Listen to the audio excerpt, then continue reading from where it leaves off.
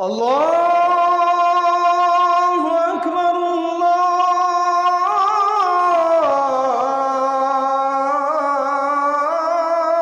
আল্লাহু আকবার। মার্কিন যুক্তরাষ্ট্রের মানবাধিকার সংস্থা এটা যেখানেই তারা গিয়েছে প্রত্যেকটা দেশের ভিতরে তারা অস্থির পরিস্থিতি সৃষ্টি করে ওই দেশটাকে তারা দিয়েছে এবং ফলশ্রুতিতে আমার ইরাক তারা ধ্বংস করে দিয়েছে। আমার আফগানিস্তানে তারা দিনের পর দিন জুলম এবং অত্যাচার চালিয়েছে। শেষে তারা সেখানে ভালো করতে পারে নাই, তারা তাদের হাতে পরাভূত হয়েছে। মুসলমানদের দ্বারা তারা পর্যবসিত হয়েছে, মুসলমানেরা বিজয় ছিনিয়ে এনেছে। হঠাৎ করে বাংলাদেশের দিকে তাদের নজর পড়েছে 16টা বছর পরে। ফ্যাসিস্টদের পরে আমরা এই দৃশ্য দেখতে পাচ্ছি, তারা বাংলাদেশে যে নতুন করে একটা ঘাঁটি গাড়ার জন্য চেষ্টা করছে। এই চেষ্টা তাদের কিন্তু দীর্ঘদিন, 16 বছরও তাদের এই চেষ্টা ছিল, এখনো তারা চেষ্টা অব্যাহত রেখেছে। এই চেষ্টায় যদি তারা সফল হয়, বাংলাদেশে কওমি মাদ্রাসা বন্ধ করে দেওয়ার জন্য তারা ষড়যন্ত্র করবে। আলেমদেরকে তারা যাবে। অলরেডি আমরা দেখেছি 16 বছরে যেভাবে আলেমদেরকে নানা ট্যাগ লাগিয়ে দেওয়া হতো, এই অল্প দিনের ব্যবধানে এই ট্যাগ কিন্তু আবার নতুন করে লাগিয়ে দেওয়া হয়েছে। ট্যাগ লাগিয়ে আলেমদেরকে বলা হচ্ছে যে এই করে কয়েকজন, এবং সন্দেহে কয়েকজন আলেমের নামে মামলা হয়েছে। এখন যদি আমরা এই বিষয় নিয়ে কথা না বলি, প্রতিবাদ না করি, আগামী দিন আপনার নামটা প্রথম কাতারে আসবে। একটা শাসন কেমন যাচ্ছে,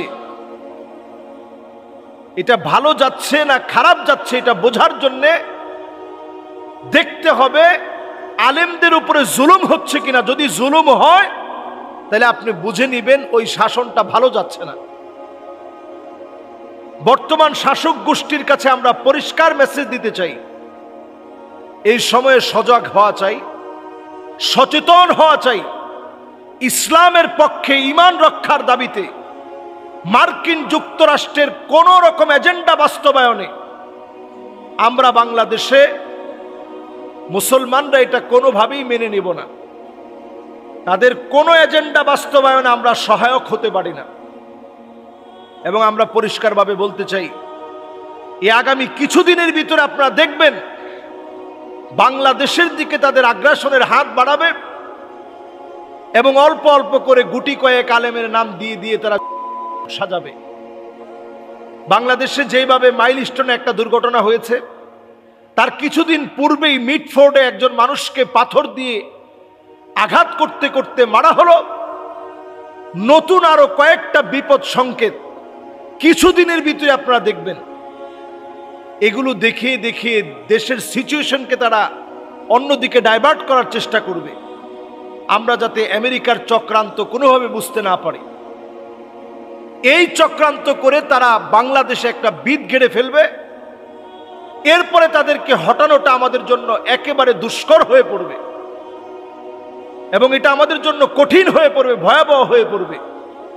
এরকম ভয়াবহ অবস্থা আসার আগেই এখনই আমাদেরকে সজাগ, সচেতন এবং সমস্ত আলেমদেরকে ক্ষেত্রে এক হতে হবে।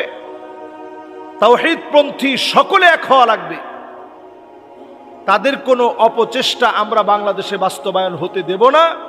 এটা রুখে দাঁড়াতে আমরা প্রয়োজনে আরো একটা জুলাই অভ্যুত্থানের মতো করে গণ অভ্যুত্থান হতে হবে, যেটা ইসলামের পক্ষে হবে।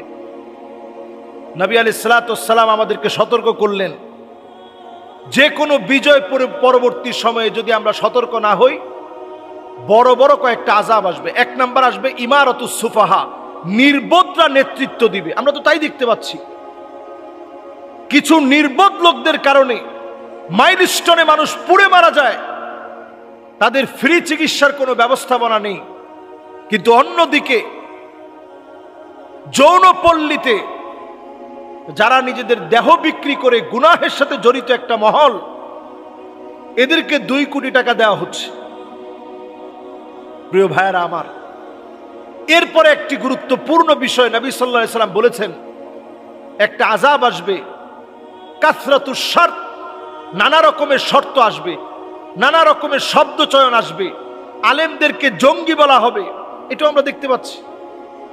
3 নাম্বার বিয়াউল হুকম, টাকার বিনিময়ে হুকুম বিক্রি হবে। বহু আলেম এখনো জেলখানার ভিতরে আছে, তাদের ব্যাপারে যদি আপনি আইন উপদেষ্টার সঙ্গেও তদবির করেন, উনার উত্তর হচ্ছে এটা আমার হাতে নাই, এটা অনেক বড় জায়গা থেকে আসছে। এর চেয়ে বড় জায়গা কোনটা আমরা একটু জানতে চাই। এরপরে আল্লাহর হাবিব বলেছেন ইস্তিগফাফাম বিদ্দাম, চতুর্দিকে রক্তের ছড়াছড়ি হবে, গ্যানোসাইড ছড়িয়ে পড়বে, রক্তারক্তি হয়ে যাবে। এরপরে নবী সাল্লাল্লাহু আলাইহি সাল্লাম 5 নম্বরে বলেছেন কাতিয়াতুর রাহিম, আত্মীয়তার সম্পর্ক ছিন্ন হয়ে যাবে, ভাই ভাইকে চিনবে না, আপন বোনকে চিনবে না, পাড়া প্রতিবেশী চিনবে না। শুধু ক্ষমতার কারণে মানুষ এতটা পাগল হবে নিজের আত্মীয় স্বজনকে পর্যন্ত মারবে। এরপরে নবী আলাইহিস সালাতু ওয়াস সালাম বলছেন আরেকটি আযাব হচ্ছে এই আযাব নাম্বার 6। নবীজি সাল্লাল্লাহু আলাইহি সাল্লাম বলছেন আকাল্লুহুম ফিকহান, যাদের কোনো বুঝ নাই, জ্ঞান নাই, এরকম ব্যক্তিদেরকে বিভিন্ন পদে বসানো হবে। এটা আপনারা মিলায় দেখেন। সুতরাং আমাদের এই দেশের 24-এর গণ অভ্যুত্থানে যারা জীবন দিয়েছে, যারা পঙ্গুত্ব বরণ করেছে, যারা এখনো হসপিটালের বেডে শুয়ে আছে, এদের সঙ্গে যদি প্রতারণা করতে না চান, এখনই আমাদেরকে সজাগ হওয়া লাগবে, একযোগে আন্দোলন গড়ে তোলা লাগবে। আল্লাহ আমাদেরকে এই ভয়াবহ ভয়ঙ্কর আযাব, যেটা বাংলাদেশের দিকে মার্কিন যুক্তরাষ্ট্র থেকে ধেয়ে আসছে, এই আযাব থেকে আল্লাহ তাআলা ঐক্যবদ্ধ হয়ে এটার প্রতিরোধ করার তৌফিক দান করুক। আমিন। আসসালামু আলাইকুম ওয়া রাহমাতুল্লাহি ওয়া বারাকাতুহু।